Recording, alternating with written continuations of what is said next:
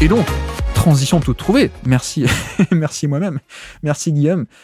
Transition, parce qu'en effet, je voulais aussi parler maintenant, avant de rentrer un peu dans tout ce qui est mesurer la performance, je voulais quand même parler un peu de ce profil, parce que ce profil est une anomalie. Alors, je pense que je vous apprends rien en disant ça avec cette phrase.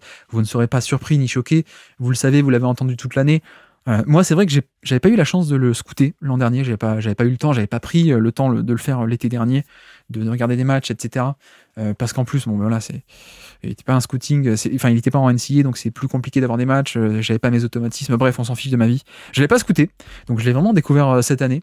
Et pour le coup, c'est vrai que j'ai un peu envie de détailler cet aspect scouting, parce que moi, ça fait plus de 10 ans maintenant que je fais du scouting, que chaque année, je regarde très attentivement les joueurs de la draft. J'ai lu pendant des heures et des heures tout ce qui était Draft Express. Alors, Draft Express, à l'époque, où il faisait des articles, hein, Givoni, pas la version d'ESPN, là, qui est un peu plus putaclic parfois. Enfin, bref. Donc ouais, c'est une vraie passion. J'ai fait des scouting vidéo depuis Anthony Bennett, 2013. Donc vraiment, je dis ça parce que ça fait des années et des années que je fais ça. Et je n'ai jamais vu un truc comme ça. Je n'ai jamais vu un profil comme ça. Et d'ailleurs, petite anecdote, je crois que je l'ai tweeté là, il y a quelques temps, mais c'est marrant parce qu'il y a plus de 10 ans, il y a 10 ans, non, 2014, ouais, c'est ça, j'avais un peu un projet d'article à l'époque pour Basket Info. Je veux dire, je vais faire une fiction, une espèce de fiction, en fait, un scouting report fiction où je dépeindrais quel est le joueur parfait en termes de scouting, et à la fin, tu te réveilles, ah non, c'était un rêve, non, en fait, ce joueur n'existe pas. et en fait, il se trouve que ce joueur fiction parfait, c'était Wembanyama. Il y a 10 ans, c'était un rêve dans ma tête. Le mec qui a littéralement tout ce qu'il faut. Et en fait, Wembanyama, c'est exactement ça. Donc moi, ça me fait un peu flipper. Hein. Pour le coup, ça me fait un peu flipper en tant que le Basket Lab, et en termes de ligne éditoriale, je ne sais pas. C'est une vraie difficulté parce que je ne sais pas comment est-ce qu'on va faire pour parler de Wembanyama sans être tout le temps dans l'éloge. Mais pour le coup, si on se concentre un peu sur la défense et l'aspect scouting de sa défense, évidemment, taille et envergure de bras. C'est la base, on commence par là, mais c'est le principal, et j'ai envie de souligner que, vous le savez, hein, mais c'est pas juste il est grand, il a des longs bras. Ce qui est absolument bluffant, déjà, premier point, c'est que il est plus grand et plus long que la majorité des pivots. Et ça paraît rien, hein, mais c'est assez... Déjà, ça, c'est c'est assez notable, quoi. C'est pas Anthony Davis. Anthony Davis, qui lui-même était un phénomène. Bon, bah, Anthony Davis, c'est quoi, 6'11", c'est peut-être 7 pieds de haut, et puis une certaine envergure de bras. Mais là, Wembanyama, il fait quoi? Il fait 7'4", 7'4 carrément, avec les chaussures, hein, vous savez, les Américains, et les mesures, c'est pas top, mais quasiment 7'5 avec des chaussures en termes de pieds. Enfin, avec les chaussures en termes de pieds, pardon, j'ai pas fait exprès. Bref, non, oui, donc oui, très grand et très long, mais surtout, deuxième point, et là-dessus, pour moi, c'est fondamental, c'est que c'est pas juste le fait d'être grand et d'être très long. Pour moi, c'est pas juste ça. Et je trouve que pas mal de gens se font un peu avoir avec ça, et en tout cas ne regardent que ça. Mais c'est pas ça qui fait que son profil est absolument fantastique. C'est pas ça le secret de ce cocktail. Non. Le truc qui sort de l'ordinaire, qui est littéralement extraordinaire, c'est le fait que pour sa taille et son envergure de bras, on a quelqu'un qui est d'une agilité, d'une coordination et d'une flexibilité qui est absolument bluffante. Mais vraiment. C'est ça qui est extraordinaire. C'est pas le fait qu'il soit grand. Et c'est pas le fait qu'il soit long. Et c'est là-dessus où le fameux débat, là, enfin, c'était même pas un débat, le truc avec Bol Bol, en fait, c'est notre Wembanyama, mais américain, qu'est-ce qu'il a de moins, Bol Bol? Mais c'est ça. C'est exactement ça. Bol Bol, c'est quelqu'un de très grand et de très long, comme son père Manute Bol, évidemment. Mais Bol Bol, on est à des années-lumière en termes de coordination, en termes d'agilité, de flexibilité. Enfin, ok, il a les centimètres, mais il n'arrive pas bien à les bouger dans l'espace. Et pas aussi rapidement. Parce qu'il n'a pas du tout cette coordination de gestes et cet équilibre. Et parfois, nous, on l'oublie, nous simples mortels qui faisons 1m75, 1m80, 1m85, parce que ça nous paraît évident, mais en fait, plus t'es grand, plus c'est compliqué d'avoir ça. Et la vraie anomalie de l'histoire avec Wembanyama, c'est pas qu'il soit grand, c'est surtout qu'il a un tel niveau inédit, et vraiment inédit, d'agilité, de coordination et de flexibilité de corps, hein, pour quelqu'un de sa taille. C'est ça l'absurdité. Vraiment. Et c'est aussi un peu là-dessus où je trouve que Wembanyama, il a un peu un super pouvoir magique. c'est que Wembanyama, il a un pouvoir magique que j'ai appelé d'obsolescence révolutionnaire. Alors qu'est-ce que ça veut dire? Pourquoi est-ce que j'ai sorti de gros mots? Non, en fait, c'est que avec Wembanyama, en fait, il est tellement extraordinaire qu'on en oublie les révolutions d'avant. Et là, en particulier, je pense notamment à Anthony Davis. Davis, quand il débarque en 2012, Anthony Davis, c'est un phénomène. C'est une anomalie de scouting, Anthony Davis aussi. Parce que, alors déjà, on est dans une époque où il y a un peu moins de licornes, même beaucoup moins, il n'y en avait pas. Hein. C'était lui un peu la première licorne et une sacrée licorne. Mais Anthony Davis, c'était une anomalie du scouting. C'est un des meilleurs prospects, si ce n'est le meilleur prospect qu'on a eu dans les années 2010. C'est un truc de dingue, Anthony Davis. Et notamment, défensivement. Meilleur défenseur de NCAA, alors je ne sais plus s'il avait eu le titre ou pas, mais c'était évident, en tant que freshman, c'était le meilleur défenseur de toute la NCAA. Et puis donc avec ce combo de taille, envergure et agilité, mobilité. Voilà, on a vu débarquer ça en 2012, on s'est dit, mais c'est le futur, quoi. C'est le futur, c'est littéralement une révolution. C'est extraordinaire. Et là, on est en 2024, enfin 23, et Wembanyama arrive, et en fait, on oublie à quel point Davis était extraordinaire et révolutionnaire, parce qu'en fait, on a la version 2.0. On commence maintenant à s'habituer à Wembanyama et à voir à quel point Wembanyama sort du lot, et donc, presque, Anthony Davis, ça devient la norme, en fait. Ou en tout cas, on ne réalise pas, ou alors pour les jeunes qui l'ont pas vécu, ou maintenant, avec nos yeux de maintenant, avec nos nouveaux standards, hein, les standards Wembanyama, en fait, on oublie, on se rend pas compte à quel point Anthony Davis était une anomalie. Et précisément sur ça, sur ce que je décris, sur le combo de taille plus agilité pour la taille. C'était extraordinaire à l'époque. Et sauf que là, on a la version 2.0, même 8.0. On a la version qui fait pas 6.11, fait 7.5, mais qui est tout aussi agile et tout aussi mobile. Alors, peut-être pas autant, mais par contre, tout aussi coordonné. Vous savez, on avait vu la vidéo qui avait tourné, là. De toute façon, tout ce qui est posté sur Wembanyama, ça devient viral, mais on a vu la vidéo en pré-saison, je crois, vous savez, où il fait du yoga, là. Il fait du yoga, il se tourne dans tous les sens. Il fait le grand écart, il arrive à toucher ses pieds et tout. Alors, certains l'ont pris sérieusement, certains l'ont pris moins sérieusement, un peu comme moi. Bon, voilà, ok, il s'entraîne, ok, il est flexible, mais ce qui est extraordinaire, c'est quand on voit que ça se traduit en match, quoi. C'est pas juste, j'arrive à toucher mes pieds quand je me baisse ou j'arrive à faire un grand écart. C'est que, vraiment, j'insiste, hein, mais parce que comme dit, en plus de 10 ans de scouting, je n'ai jamais vu ça. Mais jamais, et ça ne doit pas arriver dans les lois de la physique, quoi. Parce que d'habitude, si vous voulez, quand vous êtes un être humain qui est grand, et notamment en basket, le compromis, c'est que t'es grand, donc t'as plein de centimètres, mais c'est plus difficile de les bouger dans l'espace, ces centimètres. C'est plus difficile parce que c'est plus lent, c'est plus grand, c'est plus lourd, c'est plus difficile à manier dans l'espace. Donc voilà.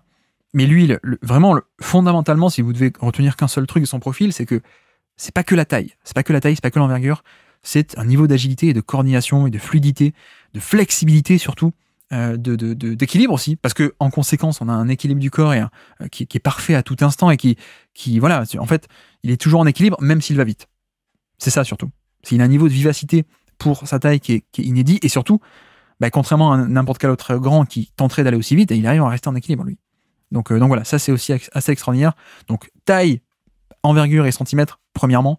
Deuxièmement, le méga bonus, c'est agilité, coordination, flexibilité et tout ce qu'on veut. Voilà, vous avez compris. Et troisièmement, pourquoi ce cocktail de scouting est inédit pour moi, et à mon avis, on va attendre longtemps avant de le revoir, c'est que par-dessus tout ça, vient se rajouter déjà sur ce profil, vous avez compris, anomalie physico-centimètre athlétique, anomalie physico-athlétique, physique pour le centimètre et athlétique pour vraiment le côté agilité, voilà, blablabla. On a par-dessus tout ça, en plus, on a un cerveau. Ça paraît bête, hein, mais on a un cerveau. On a quelqu'un qui a des instincts pour le jeu qui sont absolument fantastiques, des instincts naturels. Alors, pas encore toujours un niveau de compréhension du jeu. Il n'a pas une intelligence dans le sens rodé, je connais toutes les situations, je fais toujours le bon choix, etc. À la Draymond Green ou à des mecs comme ça. Et donc, il n'a pas une intelligence encore qui est à 10 sur 10 ou à 12 sur 10 comme Draymond ou d'autres comme ça, ou comme Gobert, voilà. Mais par contre, on est peut-être déjà 8 ou 9, je pense. Donc on n'est pas si loin que ça. Et on a des instincts pour le jeu, des instincts naturels. Donc pas que je pense le jeu à un tel niveau, j'ai telle ou telle lecture avancée. Mais par contre, on a des instincts naturels qui sont fabuleux. Et il faut bien faire la différence entre je fais tel type de lecture en défense, je sais que telle action fait ça, et donc c'est pour ça que moi je fais tel move. Ça, c'est ce que j'appelle l'intelligence. Et ce qu'on appelle l'instinct, de l'autre côté, c'est la réactivité, la capacité à sentir le jeu, à réagir vite, même si t'as pas la bonne lecture, tu comprends pas totalement, tu fais « Ah tiens, il y a ça, je sais qu'on fait ça, je sais réagir de telle manière, je sais aider de telle manière. » Voilà, il y a tout un aspect de un peu instinct naturel, si vous voulez, qui est pas totalement pareil que l'intelligence. L'exemple le plus polarisant qui sert le mieux à illustrer ça, que j'aime bien, moi, en plus c'est un joueur que j'adorais, enfin que j'adore encore, il joue encore NBA, c'est Robert Williams. Robert Williams, je l'avais scouté à l'époque en 2018, je m'étais régalé, les vidéos sont encore dispo si vous voulez, mais Robert Williams, c'est typiquement l'exemple d'un mec qui est instinctif, mais pas intelligent. Et l'intelligence, d'ailleurs, n'est jamais complètement venue. On est plutôt sur un instinctif que sur un vrai... j'ai l'aspect cérébral déjà poussé à fond. Et Wembanyama, on a un peu les deux. On a de base les instincts qui sont une qualité intrinsèque et naturelle, et l'intelligence, ça peut se travailler notamment, mais l'intelligence, ça vient se construire sur ces instincts. On ne peut pas avoir un cerveau d'élite sur des instincts qui sont pas bons. On peut pas avoir construire une intelligence de jeu défensive sur quelqu'un qui ne sent pas le jeu, qui n'a pas des qualités de proprioception, de repérage dans l'espace et dans le temps, qui n'a pas cette réactivité aussi au niveau des actions. C'est pas juste je dois réagir face à mon défenseur, face à mon attaquant, pardon, mais c'est aussi une compréhension, une vision périphérique, une réactivité dans l'espace, de savoir ce qui se passe sur le terrain, ce côté instinct, lui il l'a. Plus aussi, comme dit, c'est pas que les instincts, il a déjà un côté cérébral, c'est pas Robert Williams, c'est pas du tout. On n'est pas encore à Draymond Green. Si vous voulez, voilà. Si on fait une échelle entre Robert Williams et Draymond Green, il est pas à côté Robert Williams. Le curseur est quand même très très proche de la fin, de la fin du game. On a déjà quelqu'un de très cérébral, pas parfait, mais déjà. Donc c'est bien. Et là où je dis que c'est une anomalie, c'est que il faut se rendre compte. En fait, on peut aussi illustrer ça par jouer au loto. Voilà. Wembanyama, son profil scouting défensif, c'est jouer au loto et gagner 3 fois de suite. Voilà, c'est un peu ça. C'est-à-dire, quelle est la probabilité d'avoir un profil physique, centimètre, donc taille et envergure, aussi grand? C'est un don de la nature, c'est la chance, quoi. C'est clairement, t'as pas de contrôle dessus. Quelle est la probabilité que un mec qui a déjà ça soit en plus doté de tout ce qu'on a dit de qualité athlétique, cette fois de flexibilité, coordination, etc. Ça aussi, ça peut se travailler, mais il y a aussi un côté assez inné là-dedans. C'est du capital génétique, je veux dire. Tout le monde ne peut pas se plier. Enfin, moi le premier, j'arrive même pas à toucher mes pieds, mais tout le monde n'a pas une capacité à être aussi flexible, même en faisant du yoga 4 heures par jour, quoi. Non. Donc il y a aussi un capital génétique. Donc déjà, vous voyez qu'on a 2 probabilités pas si grandes que ça qui se multiplient. Donc ça en fait une, déjà, d'avoir un joueur qui a un tel profil physico-athlétique, qui est très faible de proba, et d'ailleurs, comme dit, c'est un des seuls, voire même le seul de l'histoire, qui a cette taille et à ce point agile. Donc voilà, là on le voit concrètement, ça arrive très peu souvent, la proba est à ce point faible, parce que c'est un peu le seul. Voilà. Et donc, par-dessus tout ça, on multiplie ces 2 probas entre elles, mais il faut en plus en le multiplier par une autre, maintenant, c'est celle d'avoir aussi un cerveau, et d'avoir des instincts naturels pour le jeu aussi bons chez quelqu'un qui a déjà gagné au loto 2 fois, si on peut dire, c'est le méga jackpot, quoi. C'est le méga jackpot, et c'est quelque chose qui, pour moi, est vraiment une anomalie. Je répète souvent ce mot, mais c'est vraiment au sens littéral. C'est une anomalie. Ça sort de n'importe quel type de norme qu'on n'a jamais vu en NBA et au basket, en fait. On n'a jamais vu ça. Quelqu'un de aussi grand, aussi flexible, et qui a déjà des instincts pour le jeu. Je pense qu'à un degré moindre, Giannis Antetokounmpo, c'était ça, mais on part pas du tout sur la même taille ni quoi que ce soit. Mais lui aussi, lui c'était un peu le jackpot il est grand, il est hyper athlétique, avec en plus, quand je dis grand, en plus il avait une charpente et des larges épaules qui fait que la charpente peut se remplir, pas comme certains qui ont des épaules un peu plus étroites, donc c'est compliqué de se muscler. Donc on avait ça, et plus des instincts naturels pour le jeu. Giannis, typiquement, c'est l'exemple du mec qui avait des instincts de base fabuleux, un sens pour le jeu un peu inné de réactivité, proprioception, etc. Et qui en plus, depuis 10 ans, en fait, a construit une intelligence de jeu par-dessus. Et pour moi, Giannis partait de plus bas, en termes de savoir-faire, en termes de technique, de comment faire tel ou tel geste, en termes de lire telle ou telle rotation. Voilà, vraiment, le côté intelligence, il l'a construit. Mais voilà, Giannis, c'est un des rares exemples de méga jackpot, en termes de scouting, je veux dire. Et Wembanyama, c'est ça, mais encore plus, en fait. Encore plus. Anthony Davis, c'est ça. c'est taille, donc centimètres, c'est qualité athlétique aussi, un peu une anomalie, plus Anthony Davis aussi, hein. Anthony Davis, c'est un cerveau absolument fantastique, des instincts, tout ce qu'on veut.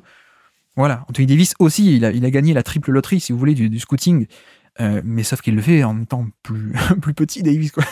Et pourtant, Davis a été un des meilleurs défenseurs de la décennie, c'est encore aujourd'hui un des tout meilleurs défenseurs de NBA.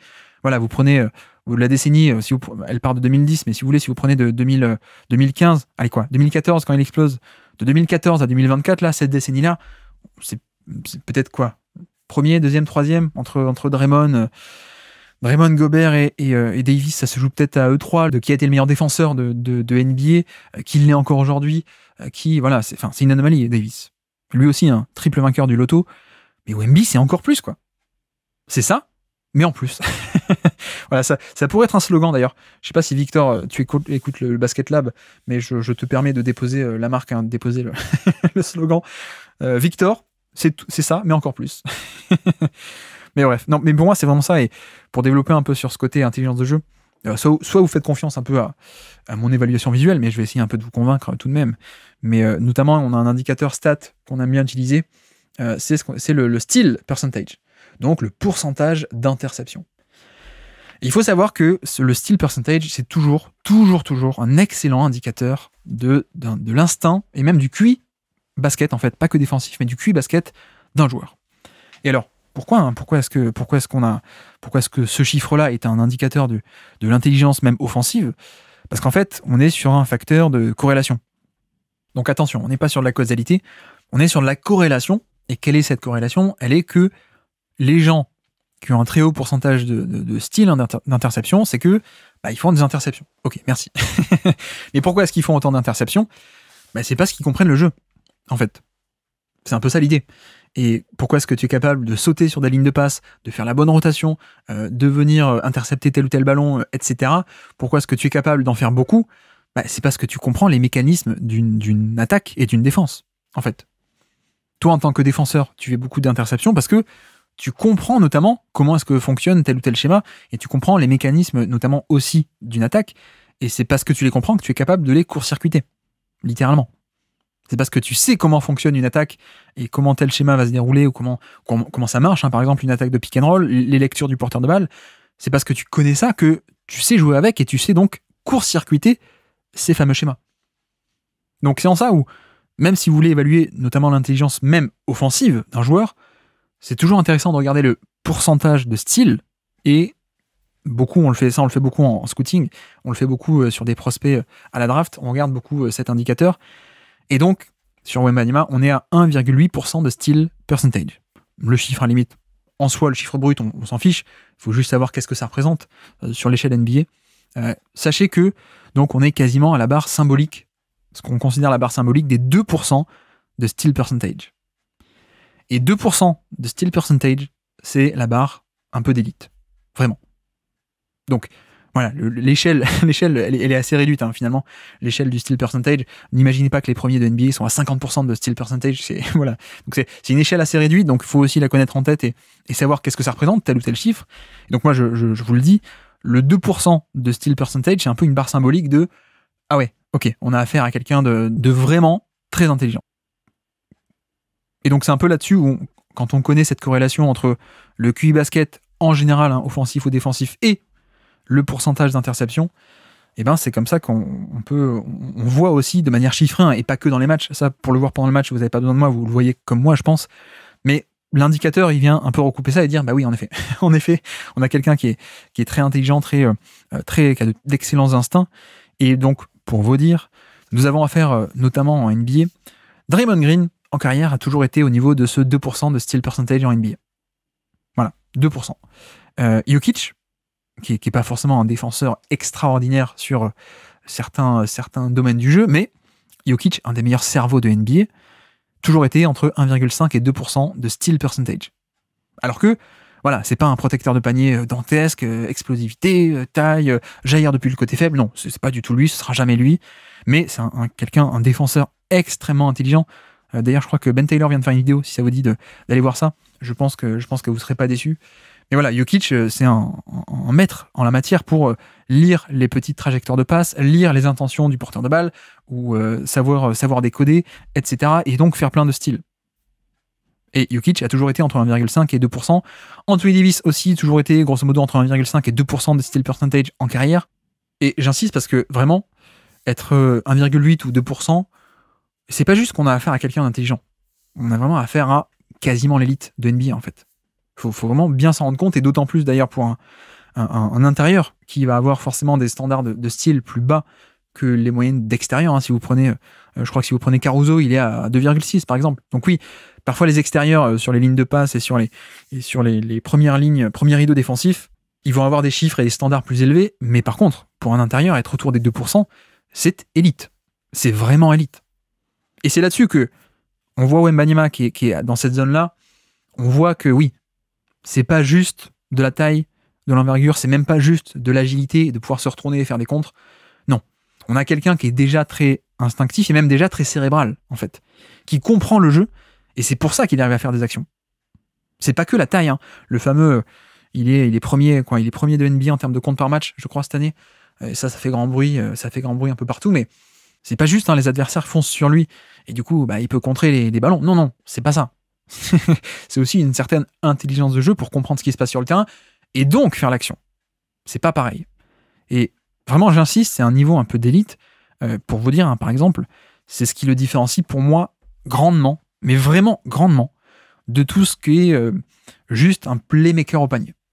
Voilà, ce que j'appelle un peu un playmaker au panier, c'est un peu le modèle qu'on a connu dans les années passées, même y compris encore aujourd'hui, mais qu'on a connu dans ces dernières années de mecs qui font des tonnes de contres. Mais eux, c'est vraiment juste un côté playmaker défensif au panier. C'est vraiment que la taille, que la longueur de bras et que le côté imposant, la verticalité et tout ce que vous voulez. Il y a des joueurs comme ça. Et notamment, comme dit, la différence, c'est que il y a des joueurs, c'est surtout cet aspect centimètre. Wembanyama, il a les deux. Il a centimètre et intelligence de jeu. Et donc, notamment sur cet indicateur du steal percentage, vous prenez un Hassan Whiteside, il a toujours été, grosso modo, au niveau des 1%, voire même en dessous, souvent en dessous d'ailleurs, souvent en dessous des 1% de steal percentage. Donc, les contres, oui, c'est sympa, parce qu'il est au panier, il reste au niveau du panier, et avec sa taille, il peut les faire. Mais Whiteside, il n'avait pas du tout ce côté intelligence de jeu, compréhension du jeu, côté cérébral, et de savoir ce qui se passe sur le terrain. Et c'était même un peu sa faiblesse, Whiteside. C'est que, oui, on a un contreur parce qu'il est à ce point énorme en termes de mensuration, mais c'est un peu tout, quoi. Il manque un peu le cerveau, Whiteside. Et donc, Whiteside était au niveau des 1, voire même un peu en dessous. Roy Hibbert aussi. Roy Hibbert, en termes de verticalité, de transcendance à l'époque dans le jeu, c'était pas mal. Mais le problème de Roy Hibbert, c'est que, pareil, moins de 1% de steal percentage en carrière.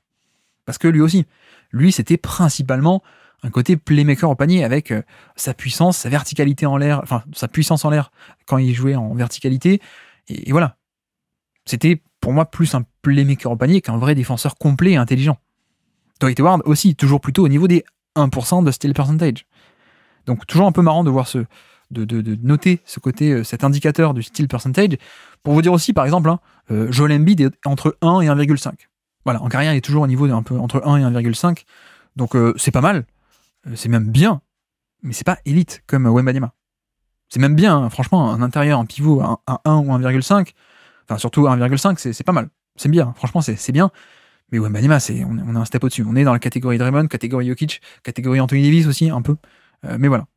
Et donc, pour vous dire aussi, cette année, non pas comparé à d'autres grands contreurs de NBA, mais comparé à cette année, donc Caruso premier de NBA avec 2,6% de steal percentage, et puis au-dessus de lui, on a au-dessus de Wembanyama, donc dans le classement, et en dessous de Caruso, on a du Herb Jones, on a du Paul George, on a du Kawhi Leonard, on a du Isaiah Hartenstein, on a du Oscar Thompson, du KCP. Bref, vous voyez qu'il n'y a que des noms qui sont soit des joueurs hyper intelligents tout court, soit surtout hyper intelligents en défense. Herb Jones, Paul George, Hartenstein, magnifique, Oscar Thompson, KCP même. Voilà, ça c'est que des joueurs qui sont au-dessus de Wembanyama au classement du steal percentage. Et en fait, ils ne sont que 18. Il n'y a que 18 joueurs en NBA en 2024, parmi les gros temps de jeu, hein, plus de 1500 minutes sur la saison, minimum. Hein. On va pas prendre des mecs qui ont fait que quelques matchs. Mais à plus de 1500 minutes sur la saison, ils ne sont que 18 joueurs à être au-dessus de 1,8% de steal percentage cette saison. Autant dire que Wembanyama est déjà top 20 en fait. Hein. Wembanyama est déjà top 20 des vraies saisons NBA. C'est quand même pas mal. C'est quand même pas mal. Et puis, alors, je me suis aussi un peu amusé avec les chiffres, et là vous allez voir à quel point c'est marrant et à quel point je parlais je parlais de playmaker au panier, mais avec Wembanyama, on peut parler de playmaker défensif dans sa globalité en fait. Parce qu'on n'a pas que quelqu'un qui fait des actions au panier, mais qui est pas très intelligent pour comprendre le jeu et pour s'ajuster et pour être un vrai défenseur complet. Là, si on parle de playmaking défensif, au sens où on l'entend traditionnellement, c'est-à-dire faire des stocks, hein, steal et bloc, faire des vraies actions. Donc, on a le steal percentage et le block percentage. Et donc, comme dit déjà, bon, bah, il est quasiment top 20, enfin, il est top 20, 19e, en termes de steal percentage en NBA. Ok. On va s'amuser un peu, parce que Wembanyama, vous le savez, il fait pas que des steals, il fait pas que des interceptions, il fait aussi des contres. Et donc, on s'amuse un peu avec les chiffres. Minimum 1,8% de steal percentage et, deuxième critère, minimum 1% de block percentage. Et là déjà, il ne reste plus que 12 joueurs. Plus que 12. Minimum 1,8% de steal percentage, et cette fois on monte le curseur à 1,5 de block percentage. Donc on élève un peu le curseur en termes de bloc. Et là, ils ne sont plus que 5 joueurs. Il n'y a que 5 joueurs NBA à plus de 1,8% de steal et 1,5% de block percentage. On augmente le curseur à 2% de block percentage. Et là, ils ne sont plus que 3. Wembanyama, Hartenstein, et oui, Isaiah Hartenstein, et Paul Reed des Sixers aussi, qui est un défenseur très polyvalent et très, très instinctif. Donc c'est pas étonnant non plus de retrouver Paul Reed, le chouchou des hipsters de draft. Mais bref. Donc plus que 3 joueurs NBA sur cette saison 2024. On continue d'augmenter le curseur, cette fois à 3% de block percentage. Donc toujours plus de 1,8% de steal percentage, ça on le bouge pas. Mais on augmente le curseur du block percentage. Donc là, minimum 3% de block percentage, il n'y a plus qu'un. Plus qu'un seul joueur NBA, bah c'est Wembanyama, évidemment. On augmente encore, plus de 4% de block percentage, bah il y a encore Wembanyama. Plus de 5% de block percentage, il y a encore Wembanyama. Et plus de 6%, bon bah là, il n'y a personne, parce qu'il est que à 5,9%. Wembanyama cette saison sur Cleaning the Glass, le site de stats. Mais voilà, c'est une anomalie. C'est vraiment une anomalie en termes de à quel point on a quelqu'un qui est capable de réaliser des actions, vraiment un playmaking défensif. C'est là encore une anomalie. Donc on a une anomalie de scouting en termes de profil, mais aussi ça se voit dans le jeu, ça se transpose déjà parce que, comme dit, en fait on a déjà le cerveau. On n'a pas que les centimètres, on a aussi et déjà le cerveau. Et juste pour reprendre un peu le côté scouting, il y a une action, il y a un domaine du jeu sur lequel j'avais envie d'insister un peu, parce que je trouve que c'est un aspect très sous-estimé de la défense en NBA, et même de l'évaluation. Il n'y a pas beaucoup de scouts qui vont vous en parler, mais si vous écoutez un peu parfois des excellents joueurs NBA, eux ils en parlent, ou des excellents scouts, hein, ils en parlent aussi. Moi, c'est l'aspect de ce qu'on appelle la coordination main-œil. Alors, d'ailleurs, pas que, non. Surtout, en fait, c'est l'aspect des mains. Les mains de Wembanyama sont excellentes. On a parlé déjà de l'aspect des styles, hein, des interceptions, il en fait beaucoup. C'est aussi parce qu'il a d'excellentes mains en soi, c'est-à-dire de grandes mains, mais aussi très puissantes et très vives. Donc finalement, c'est pas le cas de tous les intérieurs d'avoir des mains aussi vives. Donc premièrement, mais surtout, dans ce thème des mains, donc, le thème principal, et notamment pour un protecteur de panier, une qualité très sous-estimée, mais primordiale, même la plus importante, c'est la coordination main-œil. Vraiment, c'est les meilleurs contreurs de NBA, ce sont ceux qui ont la meilleure coordination main-œil. C'est pas juste les mecs qui ont une grande taille et de longs bras. Vraiment pas. Parce que cet aspect de coordination main-œil, c'est ce qui permet, grosso modo, si on résume, c'est ce qui permet de viser, en fait. Quand on part et qu'on s'élance pour le contre, bah ouais, c'est ce qui permet de viser et donc de taper juste et de taper sur le ballon plutôt que de taper sur la main et de faire faute. Donc là-dessus, je trouve que, là encore, c'est une anomalie, je sais pas, je ne vais pas répéter ce mot encore une fois, ça commence à être pénible, mais on est parmi l'élite déjà de la coordination main-œil parmi les intérieurs, clairement. Il y a d'autres joueurs, moi, que j'aime bien dans ce domaine. Par exemple, c'est là-dessus que je trouve que Walker Kessler est très bon, très très bon. Je vous cite pas les habituels Draymond Green, Gobert, etc. Parce que ça, on le sait, mais Walker Kessler, sans doute un peu sous les radars, mais lui, excellentissime coordination main-œil, Kessler. C'est pour ça que c'est un aussi bon protecteur de panier, à mon sens, Kessler, c'est pour ça.